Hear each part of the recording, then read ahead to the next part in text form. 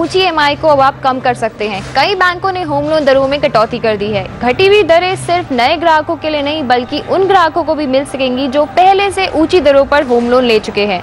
आपको बस करना इतना है, सही बैंक से सही स्कीम चुनें और शुरू कर दें सेविंग्स।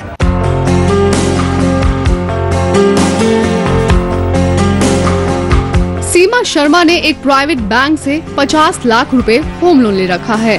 इस रकम पर सीमा को 12.5% की दर से ब्याज चुकाना पड़ रहा है। जल्दीबाजी में सीमा ने होम लोन ले तो लिया, लेकिन अब इन्हें 12.5% की ब्याज दर अखर रही है। फाइनेंशियल कंसल्टेंट सीमा को किसी सस्ते दर की होम लोन स्कीम पर स्विच करने की सलाह दे रहे हैं। अभी मेरा होम लोन रेट 12.5% है, लेकिन दूसरे बैंक्स और अच्छे विकल्प दे रहे हैं, तो उससे भी कम रेट्स मुझे मिल रहे हैं 10, 10.5%।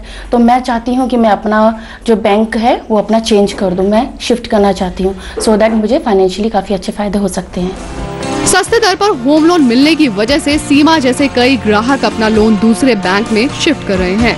जानकारों के मुताबिक होम लोन ग्राहक अपने लोन को कम ब्याज दरों पर स्विच करके 3% तक ब्याज की बचत कर सकते हैं।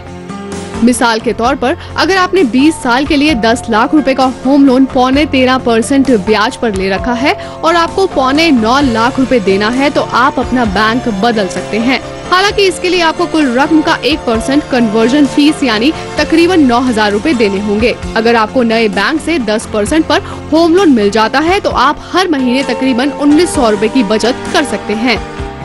चाहे कितना भी बड़ा लोन हो, 11.5% से ज़्यादा देने का कोई रीज़न नहीं है। 11.5 पे मिलता है उसको लोन।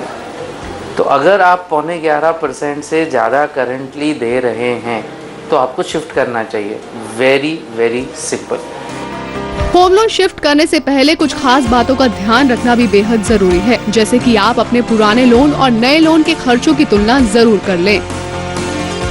पुराने बैंक से नए बैंक को चुनने के समय कई बातों को ध्यान रखना भी जरूरी है, जैसे नया बैंक आपसे किसी तरह के हिडन चार्जेस तो नहीं वसूल रहा है। अगर ऐसे सभी शुल्क चुकाने के बाद आपको फायदा होता है तभी आप नए बैंक का चुनाव करें। प्रॉपर्टी प्लस के लिए शिल्पी टुडेजा।